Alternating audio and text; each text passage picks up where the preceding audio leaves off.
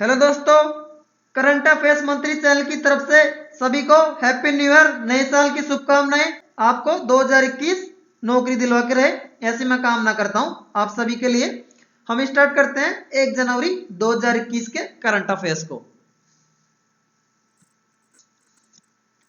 दोस्तों में एक स्पेशल सीरीज लाने वाले हैं भारत के संविधान के ऊपर, जिसके अंदर टोटल 4 वीडियोस लाने का प्लान कर रहे हैं। तो आप कृपया उसको देखना ना भूले। रेलवे की जो एनटीपीसी परीक्षा लग रही है उसको ध्यान में रख के हम वो सीरीज लाएंगे। हम एक महत्वपूर्ण संविधान का हिस्सा वो देख लेते हैं। शुरू के जो 4 भाग है वो आर्टिकल वो किससे संबंधित है वो देखते हैं। भाग पहला है संघ और उसके क्षेत्र, आर्टिकल 1 से 4 से 20 में है। भाग 2 है नागरिकता का, जो कि आर्टिकल 5 से और 11 के बीच में डिफाइंड है। भाग 3 है मूलभूत अधिकार, जिसमें आर्टिकल 12 से 35 तक आते हैं। भाग 4 है राज्य के नीति निर्देशक तत्व, आर्टिकल 36 से 51 है। भाग 4 का है मूल कर्तव्य, आर्टिकल 51A है। हम चलते हैं कल के सवाल की जवाब की तरफ। हमारा कल का सवाल था, विश्व जनसंख्या दिवस हर साल कब मनाया जाता है। ये जो विश्व जनसंख्या दिवस है हर साल 11 जुलाई को मनाते हैं। हम कुछ गवर्नमेंट स्कीम्स की लॉन्च डेट देखते हैं अगले स्लाइड में। बहुत सारे एग्जामों में इंपॉर्टेंट जो गवर्नमेंट स्कीम्स हैं उनकी लॉन्च डेट पूछी जा रही है, तो हम देख लेते हैं जो महत्वपूर्ण है उन योजनाओं की। पहला है डिजिटल इंडिया, 21 अगस्त 2014 में लॉन्च हुई थी। दूसरी है प्रधानमंत्री जनधन योजना, ये 28 अगस्त 2014 को लॉन्च हुआ था। अगला है स्वच्छ भारत अभियान, 2 अक्टूबर 2014 को लॉन्च हुई थी। अगली है मेक इन इंडिया, 25 सितंबर 2014 को लॉन्च हुई थी। अगला है प्रधानमंत्री उज्ज्वला योजना, 1 मई 2016 बालिया यूपी का जो शहर है वहां से हुआ था। अगला है संसद आदर्श ग्राम योजना, 11 अक्टूबर 2014 को लॉन्च हुआ था। अगली योजना है अटल पेंशन योजना, 9 मई 2015 को लॉन्च हुई थी। अगली है बेटी बचाओ बेटी पढ़ाओ योजना, 22 जनवरी 2015 को लॉन्च हुई थी। अगली है प्रधानमंत्री कौशल विकास योजना, 15 जुलाई 2015 को लॉन्च हुई थी। लास्ट है स्टार्टअप इंडिया, 5 अप्रैल 2016 को स्टार्ट हुई थी योजना, जिसके अंदर लोन दिया जाता है। हम चलते हैं आज के पहले सवाल पे। अदन एयरपोर्ट पर बुधवार को हमला हुआ, यह हवाई अड्डा किस देश में स्थित है। ये जो अदन एयरपोर्ट है ये यमन का हवाई अड्डा है, और यहाँ के जो प्रधानमंत्री यमन के वो अभी है महीन अब्दुल मलिक सईद, आप इसको याद रख लें।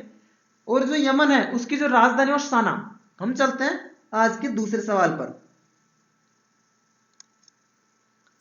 दूसरा सवाल है पोंग डैम लेक, यह है हिमाचल प्रदेश में। आगे चलते हैं हम सवाल 3 पर। सवाल 3 है भारत और किस देश के बीच जनवरी के तीसरे सप्ताह में जोधपुर में युद्धाभ्यास स्काई रोज होगा।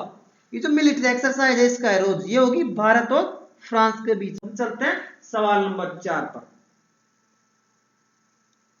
सवाल नंबर 4 है किस मंत्रालय ने ग्लोबल प्रवासी रिश्ता पोर्टल लॉन्च किया है। ये जो ग्लोबल प्रवासी रिश्ता पोर्टल है ये विदेश मंत्रालय ने लॉन्च किया है। अभी एक्सटर्नल अफेयर्स मंत्री है एस जयशंकर जी, अभी वो कतर के दौरे पे भी गए थे। और अभी जो minister of state for external affairs है वो है अभी वी मुरलीधरन जी। आजकल परीक्षा में मिनिस्टर ऑफ स्टेट पूछा जा रहा है, तो आप वो भी याद कर ले साथ में। सवाल नंबर 5 पे चलते हैं। सवाल नंबर 5 है किसे डीआरडीओ के scientist of the year award से सम्मानित किया गया है। ये जो डीआरडीओ का scientist of the year award है ये मिला है हेमंत कुमार पांडे जी को। डीआरडीओ की फुल फॉर्म है defence research and development organisation. हम चलते हैं सवाल नंबर 6 पे। सवाल नंबर 6 है 2026 तक चंद्रमा पर पहला परमाणु रिएक्टर किस राष्ट्र की योजना है। ये अमेरिका है वो न्यूक्लियर रिएक्टर स्थापित करने की योजना बना रहा है चंद्रमा के ऊपर 2026 तक। और अमेरिका भी न्यूज में था, वहां पे नए राष्ट्रपति और उपराष्ट्रपति बनेंगे। जो बिडेन जी वहां के राष्ट्रपति होंगे नए, और कमला हैरिस जी जो कि भारतीय मूल की महिला है वो उपराष्ट्रपति होगी वहां की। चलते हैं सवाल 7 पर। सवाल नंबर 7 है तमिलनाडु के 38वें जिले के रूप में किस स्थान की घोषणा की गई है। तमिलनाडु का 38वां जिला बनेगा मयिलादुथुराई, या आप इसको याद रखो। तमिलनाडु में कुल 38 जिले हो जाएंगे इसके साथ में। अभी सवाल 8 पे चलते हैं। सवाल नंबर 8 है, फाइव आइज गठबंधन किस वर्ष में स्थापित किया गया था?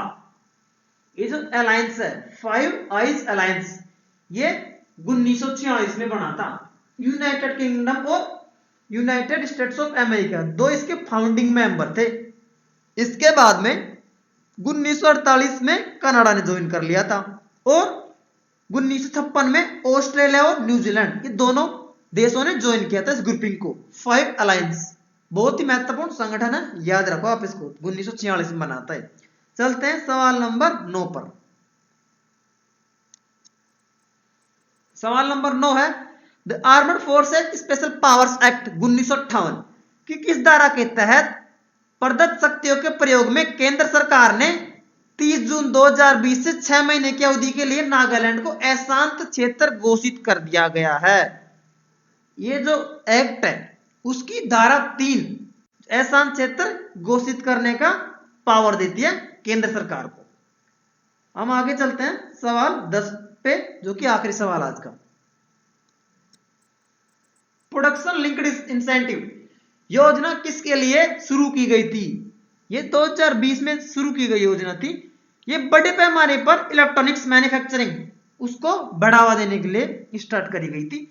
जो हमारा मंत्रालय है इलेक्ट्रॉनिक्स और सूचना प्रौद्योगिकी, उसने बड़े पैमाने पर इलेक्ट्रॉनिक्स मैन्युफैक्चरिंग के लिए 1 अप्रैल 2020 को उत्पादन लिंक्ड प्रोत्साहन, जिसको बोलते हैं PLI, प्रोडक्शन लिंक्ड इंसेंटिव योजना को अप्रूव किया था।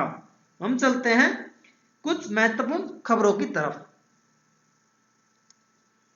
अभी जो कल कैबिनेट जो कमेटी का जो मीटिंग हुआ था, उसका जो चेयरमैन प्राइम मिनिस्टर था, उन्होंने 3 देशों में भारत के मिशन स्थापित करने का अप्रूवल दिया है। तो हम तीनों देशों को नाम देखेंगे, उनकी राजधानी और करेंसी देखेंगे। पहला देश है इस्टोनिया, यहाँ की कैपिटल है तालिन और यहाँ की करेंसी है यूरो। दूसरा देश है पराग्वे, पराग्वे कैपिटल है एस्युएंसियन और करेंसी है गुआरानी। तीसरा देश है डोमिनिक रिपब्लिक, कैपिटल है सेंटो डोमिंगो और यहाँ की करेंसी है पैसो। आप तीनों देशों की राजधानी और करेंसी याद कर लें। आगे चलते हैं, कुछ महत्वपूर्ण आर्टिकल क्लिपिंग को कवर करते हैं। इसमें जो कैबिनेट के जो डिसीजन थे, जो की डिसीजन थे, उसको हमने कवर करने की कोशिश की है। एक तो जो उड़ीसा का जो पैरादीप पोर्ट है उसका डेवलपमेंट के लिए अप्रूवल मिला है PPP मोड में, पब्लिक प्राइवेट पार्टनरशिप मोड में, और साथ में आंध्र प्रदेश और कर्नाटका में इंडस्ट्रियल कॉरिडोर को अप्रूवल मिला है। कृष्णापट्टनम जो इंडस्ट्रियल एरिया आंध्र प्रदेश में अप्रूवल मिला है और उसके बाद में तुमकुरू इंडस्ट्रियल एरिया कर्नाटका में, दोनों अप्रूव किए गए हैं दोनों जगहों पे। आप इसको स्लाइड को थोड़ा देख लें, बहुत ही महत्वपूर्ण कैबिनेट के डिसीजंस थे।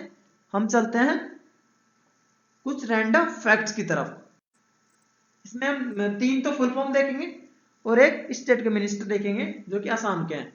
पहला प्रोडक्शन लिंक्ड इंसेंटिव, जिसकी PLI बोलते हैं। दूसरा SEZ, SEZ की फुल फॉर्म होती है स्पेशल इकोनॉमिक जोन। तीसरा है PPP, जिसको बोलते हैं पब्लिक प्राइवेट पार्टनरशिप। चौथा है हिमांता बिस्वा, जो कि आसाम के एजुकेशन मिनिस्टर और फाइनेंस मिनिस्टर दोनों हैं। हम चलते हैं आज के सवाल पर। आज का सवाल है, किस क्रिकेटर को राजीव गांधी खेल रत्न पुरस्कार 2020 मिला है? आप सवाल का जवाब कमेंट बॉक्स में दें। साथ में राजीव गांधी खेल रत्न संबंधित जो भी तथ्य आप जानते हैं वो कमेंट में लिख दें। और जो भी भाई रेलवे NTPC की परीक्षा दे रहा है, सवालों को शेयर कर दे कमेंट बॉक्स में या ईमेल आईडी पर। दोस्तों, इसी के साथ ही मैं वीडियो खत्म करना चाहूंगा। सभी को नए साल की बधाई एक बार फिर से देना चाहूंगा। अच्छे से अपनी पढ़ाई जारी रखें, आप अच्छे से पढ़ते रहें ताकि आपको नौकरी जल्दी से जल्दी मिल जाए। दोस्तों, धन्यवाद।